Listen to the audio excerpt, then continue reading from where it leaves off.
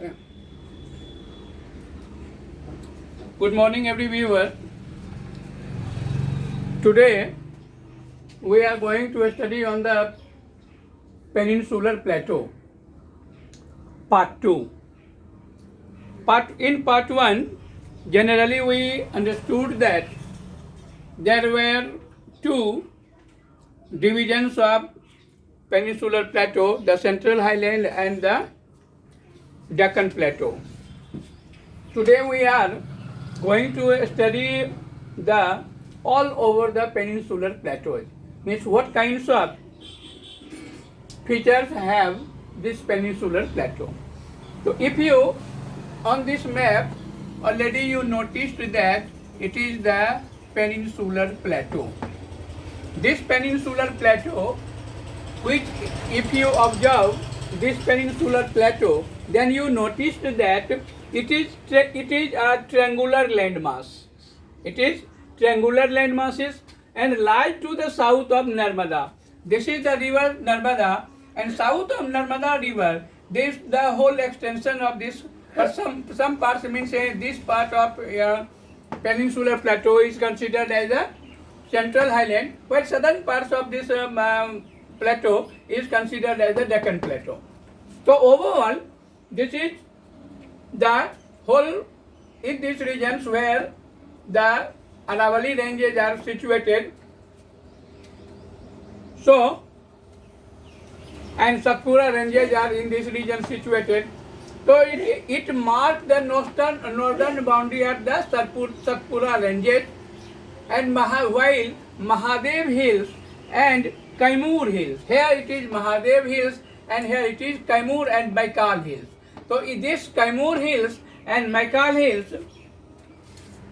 Hills bounded the eastern part of this Peninsular Plateau. It is another features of this Peninsular Plateau is that it is higher in the west, means in this region where it is higher. While these regions means the eastern margin of this plateau is approximately downward. And the slope between this region and this region is gentle.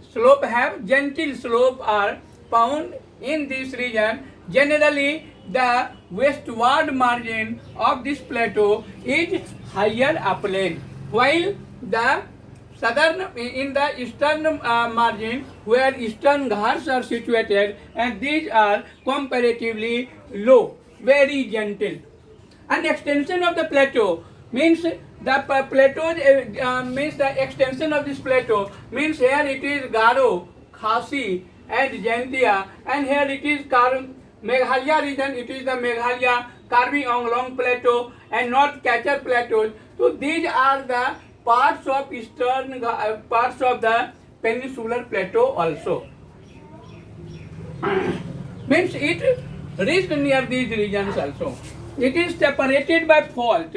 This Chota Nagpur Plateau, it is in these regions where Chota Nagpur Plateaus are situated, and Chota Nagpur Plateaus are Chota Nagpur Plateau and these northeastern parts of the northeastern means Garo, Khasi, Jaintia Hills. Between these regions, it created a type of fault. It is considered as a type of fault, means Bhansan.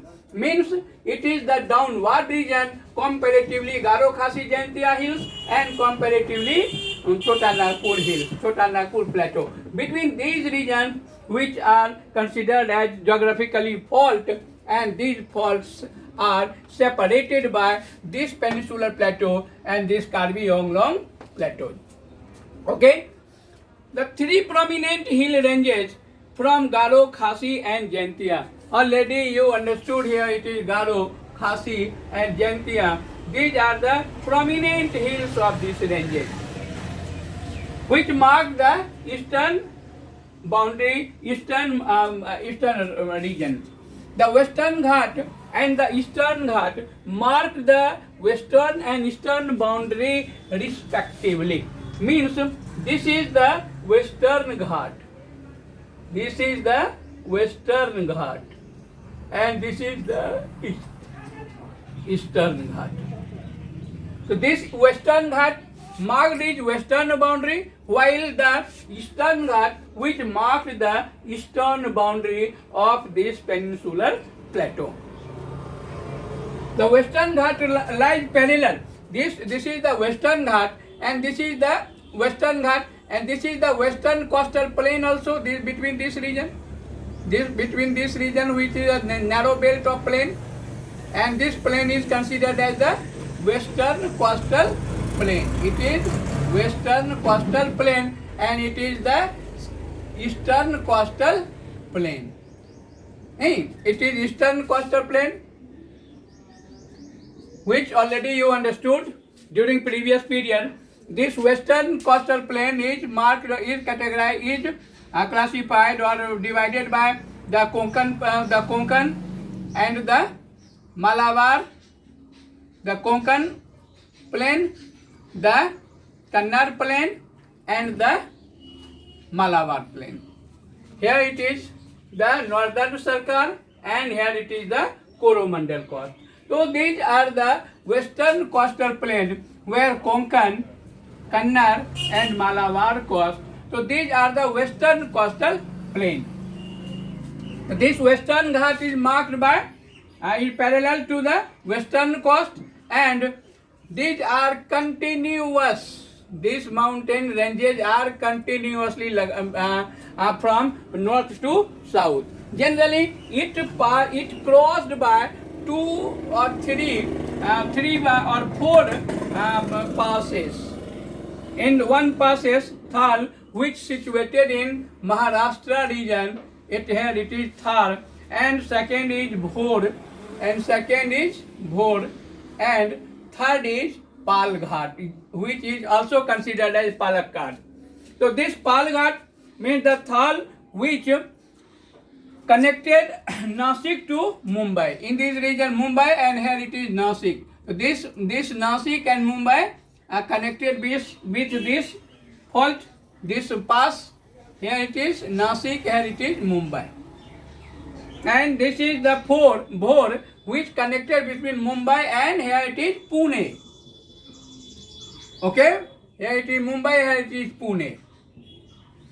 And Palghat, which Cochin to Chennai. Here it is Chennai, and here it is Cochin. Cochin and Chennai connected with this. And another passes which considered as the Senkota passes, and Senkota passes which connect Tiruvananthapuram to Madurai. Here it is Tiruvananthapuram, and here it is Madurai. It connected with Tiruvananthapuram to Madurai. So in this way, these peninsular plateaus, the general ideas, the general features of this peninsular plateau are which mark the eastern and western boundary. So, what are the features of Western Ghat, and how Western Ghats are classified or divided by the passes Thal, Bhor, and Palghat, and Senkota passes. So these are the main features of the Western Ghat and peninsular plateau. Next things in next days. Thank you very much.